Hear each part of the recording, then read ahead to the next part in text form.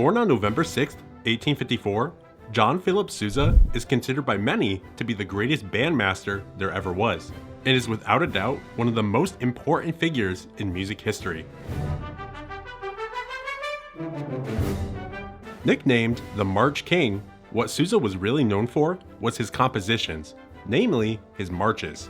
During his lifetime, he composed well over 100 marches, with some of those titles being the Liberty Bell, the Gladiator, and the Washington Post March. When writing these marches, Sousa was constantly inspired by different places, events, and organizations. The Fairest of the Fair was written for a performance at the Boston Food Fair, the Wolverine was written in honor of Michigan's governor, and Semper Fidelis was written for the US president, but would later become the official march of the Marine Corps. He also wrote the march Stars and Stripes Forever, which as of 1987 is the official march of the United States of America. By trade, Sousa was a violinist, although he did learn to play most of the orchestral instruments.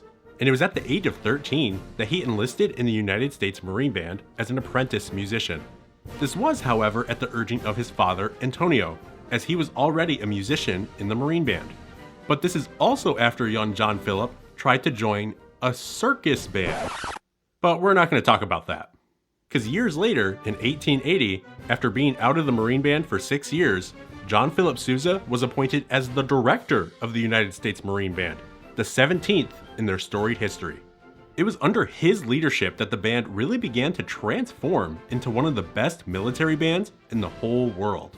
Rehearsals became stricter, their music library was overhauled, they went on tour for the first time, and were one of the first musical ensembles to make sound recordings. All of those things occurred under Sousa's leadership of the Marine Band. But also going on simultaneously, his marches were ever increasing in popularity. As being the director of the Marine Band, it gave Sousa an outlet to have his compositions performed. And it was during his tenure as the band's leader that his marches really began to take off, which led to 1892, where after 12 years of being the director of the Marine Band, Sousa stepped down to start his own civilian band. And over the course of the next 40 years, the Sousa Band would travel all over the world, including annual trips across the United States and 4 tours of Europe. By being the director and leader of his own ensemble, it again paved the way for Sousa's marches to take center stage, cementing his legacy as the March King with audiences. Sousa dedicated his life to music and had no plans of retiring, infamously stating that when you hear of Sousa retiring, you will hear of Sousa dead. This statement ended up becoming true, as on March 6, 1932, John Philip Sousa passed away following a rehearsal in Reading, Pennsylvania. He was 77 years old. Sousa has had a lasting impact on the music community, and it continues to grow to this day. Because even if you think you have or think you haven't, you have heard a Sousa march.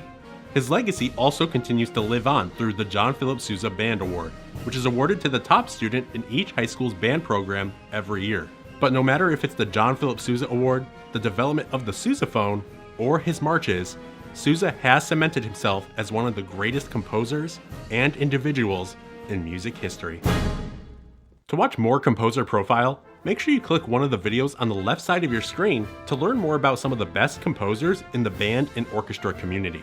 And hey, if you want to see more content like this, then click the profile icon on the right side of your screen to subscribe to the channel. That way you never miss another video.